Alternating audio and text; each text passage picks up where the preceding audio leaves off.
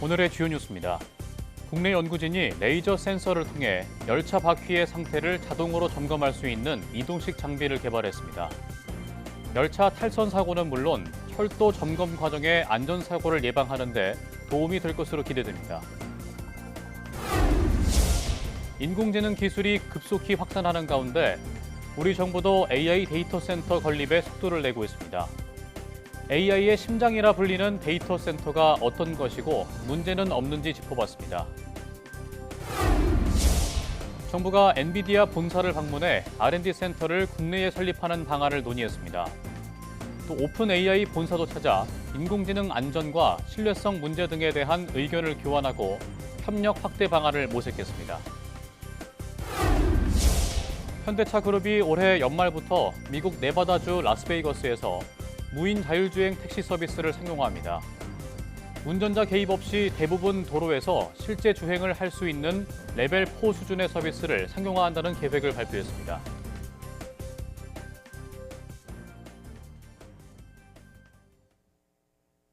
여러분 안녕하십니까? 사이언스투데이 시작합니다. 국내 연구진이 기차 탈선 사고 예방을 위해 열차 바퀴의 상태를 자동으로 점검할 수 있는 시스템을 개발했습니다. 철도 안전사고 예방과 철도 노동자들의 근무 환경을 개선할 수 있을 것으로 기대됩니다. 임늘솔 기자입니다. 이동식 장비가 열차의 바퀴 옆에서 바퀴의 마모 상태와 직경 변화, 표면 거칠기를 측정합니다. 국내 연구팀이 개발한 이동식 자동 바퀴 검측 시스템 메트롭스입니다. 레이저 센서를 활용해 정밀한 측정이 가능한데 작업자가 바퀴에 접근할 필요가 없고 단일 장비로 통합하면서 검사 시간도 절반 이상 줄였습니다. 레이저 센서 같은 경우에는 표면 거칠기 상태에 있어서는 최대 25 마이크로까지 측정이 가능하고요. 한번 측정하게 되면 저 측정 값을 배경으로 내부 알고리즘을 통해서 이렇게 장비의 길이를 자유롭게 조절할 수 있기 때문에 바퀴 크기에 맞춰서 보다 정밀하고 안정적인 점검이 가능합니다. 또 원격 제어로 측정을 자동화하고 바퀴 상태를 데이터로 축적해 관리하기가 편리합니다. 연구팀은 인천과 부산 등 도시철도 운영 현장에서 기본 성능 실증을 마쳤고 현재 양산화를 준비하고 있습니다. 정밀하고 정확하게 과학적으로 이제 차량 상태를 관리를 할 수 있게 되고요. 장비로 대처를 함으로써 발생할 수 있는 안전사고도 상당히 감소할 것으로 예상이 됩니다. 연구팀은 인공지능과 결합한 차세대 안전관리 시스템으로 발전시켜 철도 사고 예방과 근무 환경 개선이라는 두 가지 과제를 동시에 해결하겠다는 계획입니다. YTN 사이언스 임늘솔입니다. 무서운 속도로 인공지능이 발달하는 가운데 정부가 AI 고속도로를 깔겠다며 조단위 투자에 나서고 AI 데이터 센터를 빨리 짓기 위한 특별법까지 논의되고 있는데요. AI의 심장이라 불리는 이 데이터 센터가 꼭 필요할지 문제는 없을지 깊이 있게 들여다보겠습니다. AI의 심장 데이터 센터를 가다 기획보도 첫 번째, 먼저 국내 상황부터 살펴봅니다. 장하영 기자입니다. 한국인이 사랑하는 유튜브. 국민 과반이 하루 평균 2시간 넘게 사용하지만 유튜브를 운영하는 구글의 데이터 센터는 정작 우리나라에 없습니다.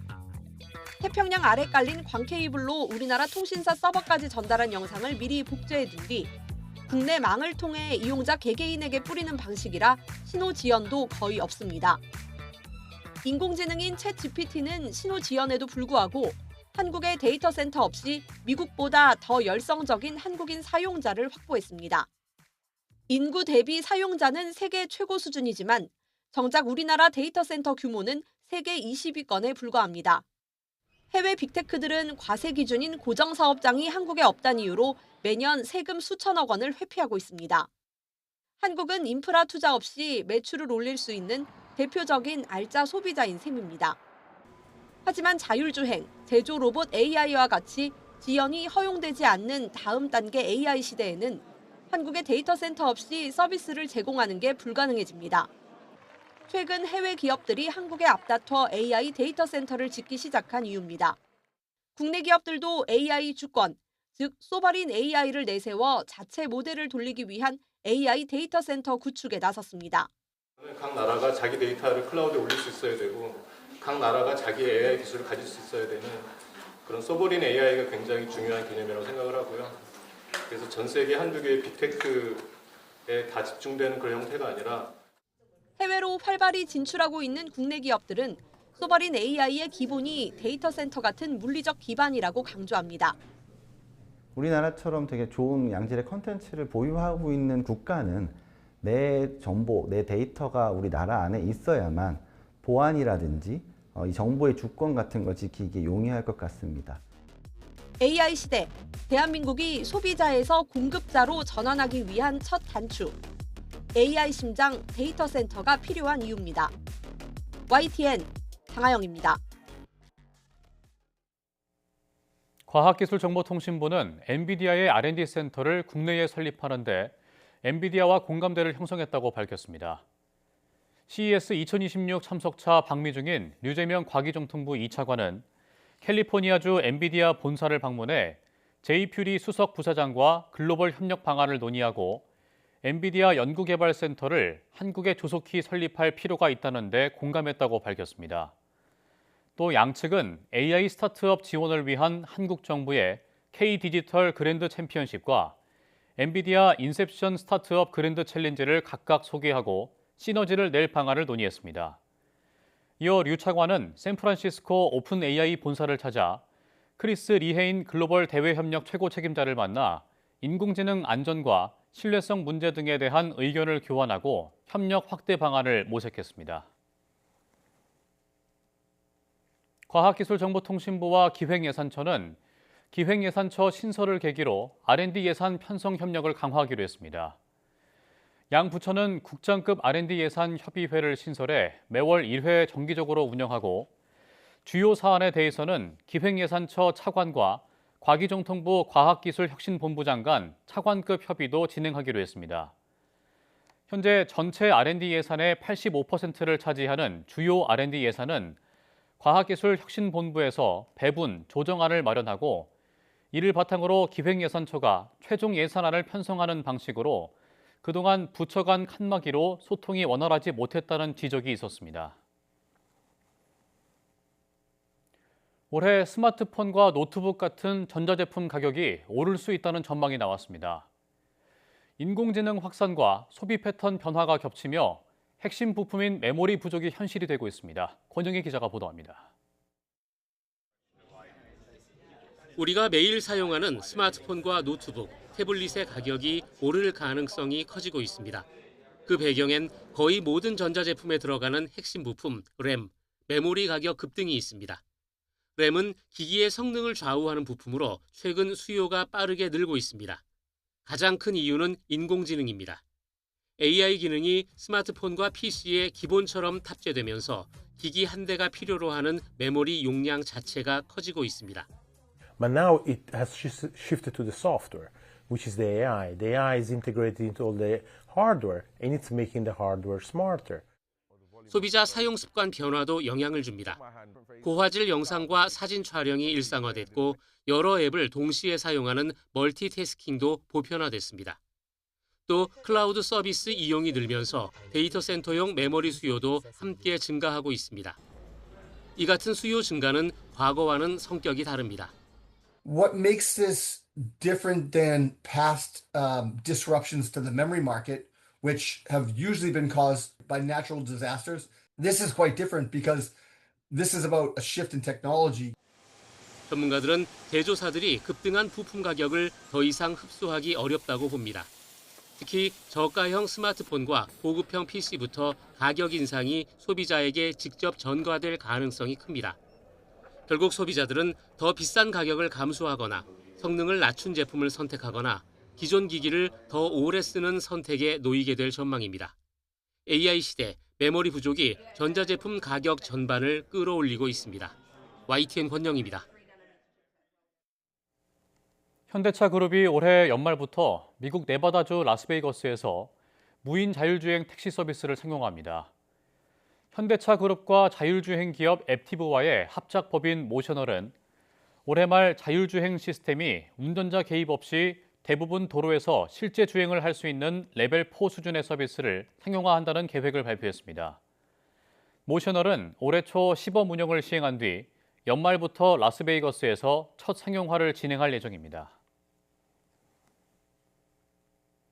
경기 용인시가 학생들의 등하굣길 안전을 위해 인공지능 AI가 보행자를 감지해 신호를 자동으로 연장하는 횡단보도를 설치했습니다. 아이들이 길을 건너는 동안 신호가 바뀌지 않아 사고 위험이 크게 줄어들 것으로 기대됩니다. 최기성 기자입니다. 초록불 전멸 신호가 1초 남은 횡단보도입니다. 그런데 AI 카메라가 보행자를 인식하자 신호가 빨간불로 바뀌지 않고 초록불이 그대로 연장됩니다. 이른바 AI 스마트 횡단보도입니다. 등하교 시간 오가는 차량이 많고 학생 통행이 잦은 용인 시내 초등학교 주변 29곳에 설치됐습니다. 무단횡단 때는 음성이 나오고 우회전 차량을 향한 경고장치도 함께 작동합니다. 아이들이 학교나 학원을 갈 때 자주 사용하는 길인데 아이들이 건널 때 신호가 바뀌지 않는다고 하니까 조금 더 마음이 놓입니다. 용인시가 2021년 도입한 이 시스템은 교통관제 CCTV와 연결돼 현장 상황을 실시간으로 살펴보고 사고가 나면 원인 분석도 가능합니다. 학교 앞 승하차 공간 조성도 이뤄지고 있습니다. 차로에 불법 정차하지 않고 정해진 공간에서 아이들을 안전하게 태우고 내릴 수 있습니다. 지정된 자리니까 아이들 모이기도 편하고, 그다음에 제일 중요한 거는 저희가 좀 편하게 주차 단속이나 그런 거 피할 수 있어서 너무 편합니다. 우리 학생들이 보다 안전하게 등하교를 해야 된다는 생각에서 승하차 베이를 만들고 스마트 횡단보도를 만들고 있습니다. 시는 지역 내 초중고 교장, 학부모 대표와 간담회를 통해 통학로 안전시설을 지속적으로 확대하기로 했습니다. YTN 최기성입니다.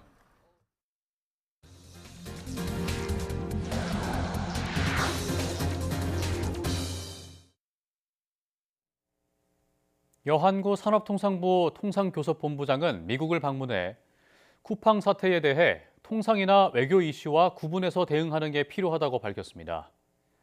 여 본부장은 오는 14일로 예상되는 트럼프 행정부의 관세 정책의 위법성에 대한 미국 대법원 판결에 대한 대책 마련에도 나선다는 방침입니다. 뉴욕에서 이승윤 특파원입니다. 워싱턴 DC 인근 덜레스 국제공항을 통해 미국에 입국한 여한구 통상교섭 본부장. 한국 정부가 쿠팡의 대규모 정보 유출 사태와 관련해 미국의 특정 기업을 표적으로 삼거나 차별적으로 대하는 게 아니라고 강조했습니다. 비차별적으로 또 공정하게 그렇게 지금 하고 있기 때문에 그런 부분은 이제 통상이나 외교 이슈랑은 철저하게 분리해서 대응하는 게 필요하다 이렇게 봅니다. 특히 이번 사안은 쿠팡에서의 대규모 정보 유출과 미흡한 대처가 문제의 핵심이라고 지적했습니다. 여 본부장은 현지 시간으로 오는 14일까지 제이미슨 그리어 미국 무역 대표 등 미 정부와 의회, 업계 주요 인사들과 만나 대미 통상 현안에 대해 논의합니다. 또 미 의회 등에서 우려를 제기하는 한국의 디지털 입법 사안은 미국 기업의 차별적이거나 불필요한 장벽이 아니란 점을 설명한다는 방침입니다. 이어 오는 14일로 예정된 트럼프 행정부의 상호관세 정책의 위법성에 대한 미국 연방대법원의 판결에도 대비책을 마련한다는 계획입니다. 여 본부장은 판결에 대해 예단하기 어렵다며 방미 목적도 미국 정부와 로펌, 통상 전문가 의견을 청취하고 다양한 시나리오에 철저히 대응하자는 취지라고 설명했습니다. 특히 판결이 임박한 상황에서 이루어진 이번 방문이 광범위하게 미국 측의 동향을 파악하고 대책을 수립하는 데 도움이 될 것이라고 언급했습니다. 또 한미 간 비관세 장벽 논의를 위해 진행하려다가 연기된 한미 자유무역협정 공동위원회 일정도 준비되는 대로 잡을 예정이라고 덧붙였습니다. 뉴욕에서 YTN 이승윤입니다.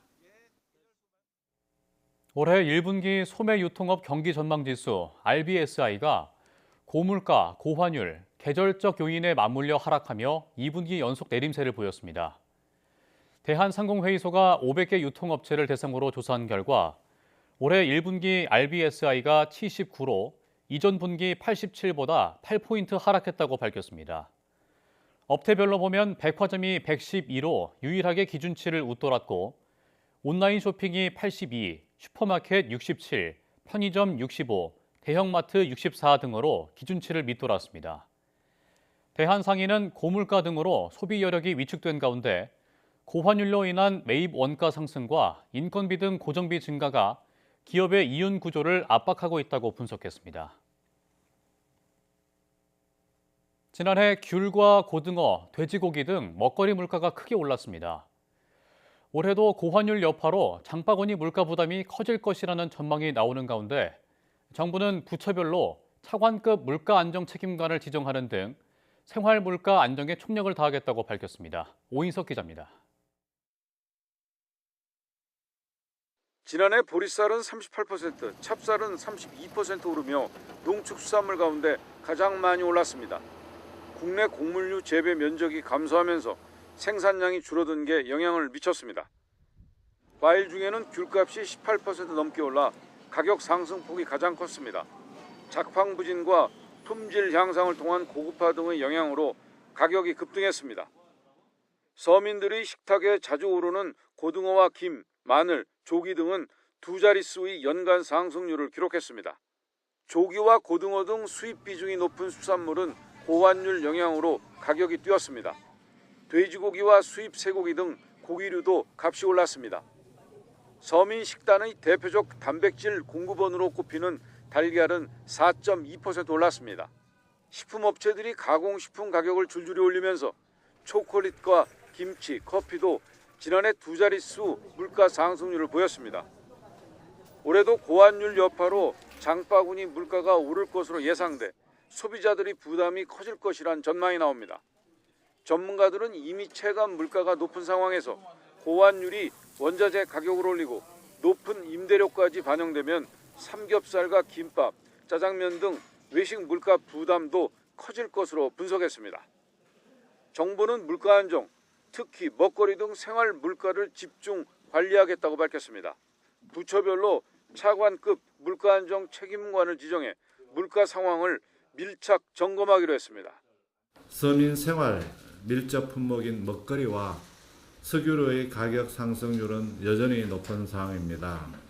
전기와 가스 등 공공요금 인상을 최소화하고 설 명절에 앞서 농축수산물 할인 지원을 추진하겠습니다. 정부는 겨울철 기상 여건 등 불확실성이 있는 만큼 주요 품목별 수급 관리와 할인 지원, 할당관세 등 생활 물가 안정을 위해 가용 수단을 총동원하겠다고 밝혔습니다. YTN 오인석입니다. 참외 주요 생산지인 경북 성주에서 올해 첫 수확이 이루어졌습니다. 성주 지역 참외 농가의 절반 정도는 억 단위 매출을 올리고 있는데 농가 소득이 오른 덕에 귀농도 꾸준히 이어지고 있습니다. 이윤재 기자입니다. 들판이 비닐하우스로 가득합니다. 하우스 안에서는 샛노란 참외 수확이 한창입니다. 전국 참외 생산의 70%를 차지하는 성주에서 올해 첫 출하가 이루어졌습니다. 수확 시기를 앞당겨 좋은 값을 받을 수 있고 또 병충해도 피할 수 있는 덕에 한겨울에 참외 맛을 보게 된 겁니다. 수확을 할 때 이제 돈이 된다고 할 때가 3, 4월 달인데 저는 그걸 좀 이제 탈피해 보고 싶고 피해 보고 싶고 조금 참외가 겨울철 1월 달에는 안 된다 하는 걸 좀 깨고 싶고. 성주의 참외 농가는 모두 3,700여 가구입니다. 이 가운데 억대 매출을 거둔 농가는 전체의 절반 정도인 1,800여 가구에 이릅니다. 웬만한 직장 생활보다 높은 소득을 올리는 덕에 청년 농부 유입도 꾸준히 이어지고 있습니다. 정부와 지자체의 자금과 기술 지원을 발판 삼아 지난 2019년 이후 해마다 100에서 200명이 귀농한 거로 집계됐습니다. 그에 이제 작황에 따라 다른데 뭐 직장 생활하는 것보다는 2배 가까이는 수익은 잘했을 경우에 군에서는 이렇게 뭐 대형 비닐이라든지 뭐 자재 이런 부분에서 성주군은 2028년까지 청년 농업인 1,000명을 육성하는 것을 목표로 지원을 이어가고 있습니다. 6천억 시대를 돌파해서 7천억 시대로 갈 수 있는 기반을 닦을 수 있기를 기대하겠습니다. 이 청년 농업인들이 앞으로 우리 성주 농업을 이끌어갈 수 있도록 정책적인 배려를 계속해 나가도록 하겠습니다. 농가 소득이 늘면 청년 인구 유입도 얼마든지 가능하다는 점이 확인되면서 지역 소멸과 인구 문제 해결의 해법으로 주목받고 있습니다. YTN 이윤재입니다. 오는 15일 담배 소송 항소심 선고가 예정된 가운데 흡연이 폐암 발생 위험 요인의 80% 이상을 차지한다는 분석이 나왔습니다. 국민건강보험공단 건강보험연구원이 담배 소송과 관련된 건강보험 가입자 중 30세에서 80세 남성 폐암 환자 2,116명의 정보를 한국 남성의 폐암 발생 예측 모형을 이용해 분석한 결과입니다. 연구원은 폐암 발생 위험 중 흡연이 차지하는 정도가 81.8%를 나타냈는데 담배 소송 대상 암 종류인 소세포 폐암과 편평세포 폐암 발생 위험에서는 더 큰 비중을 차지할 것으로 예상된다고 전했습니다. 폐암 발생 예측 모형은 국립암센터가 건강보험 가입자의 흡연 상태, 하루 흡연량, 흡연 시작 연령, 체질량 지수 등 빅데이터를 활용해 개발했으며 지난 2013년 국제학술지에 발표됐습니다.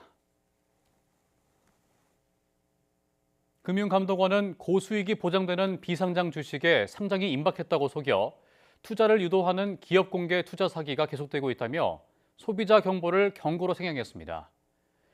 앞서 금감원은 지난해 6월 소비자 경고 주의를 발령했지만 비슷한 유형의 사기 피해 민원이 이어지자 경보를 한 단계 올렸습니다.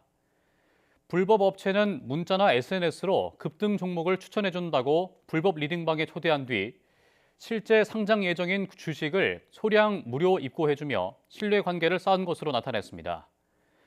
이후 비상장 주식 매수를 권하고 상장 실패 때는 원금을 보장해주겠다고 약속하는 수법을 사용하는 것으로 파악됐습니다. 인천 영종도와 청라를 잇는 제3연륙교가 지난주 정식 개통됐습니다. 차량 통행이 시작되면서 시민들의 첫 주행도 이어졌는데 양쪽 주민들은 두 지역이 다리를 통해 더 발전되기를 기대했습니다. 강태욱 기자입니다. 지난 5일 오후 2시 정각 다리 앞에 멈춰선 차량이 일제히 움직이기 시작합니다. 영종도와 청라를 잇는 제3연륙교가 정식 개통되면서 기다렸던 시민들의 주행도 시작된 겁니다. 시민들은 달라질 교통 환경에 기대감을 드러냈습니다. 이 다리가 개통됨으로써 제가 청라국제도시에 사는데 모든 주민들이 왕래가 상당히 원활해질 것 같아요. 서로 양쪽 지역이 발전이 있을 것 같습니다. 제3연륙교는 총 길이 4.7km, 왕복 6차로 규모의 해상 교량입니다. 인천 도심과 영종을 오가는 새로운 이동축으로 서울을 가장 단거리로 잇는 다리입니다. 차량 통행뿐 아니라 보행로와 자전거 도로도 함께 조성됐습니다. 영종도 사는데 한 15년 살았어요. 그리고 이 대교만 그리고 맨날 차로만 다녔잖아요. 배 아니고. 그래갖고 이거 되기만 기다려갖고 아들은 청라서 살고 그래갖고요.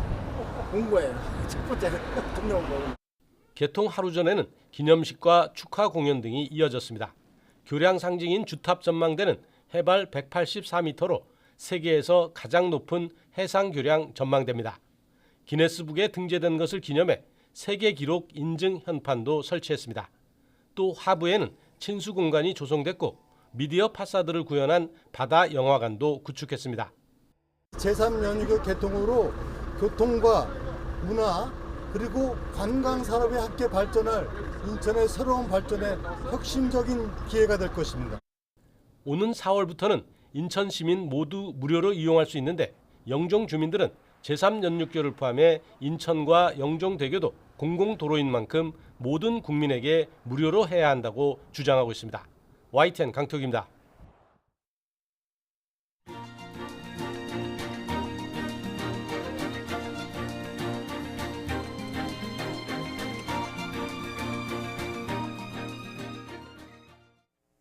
이상으로 사이언스 투데이 마칩니다. 함께해 주신 여러분 고맙습니다.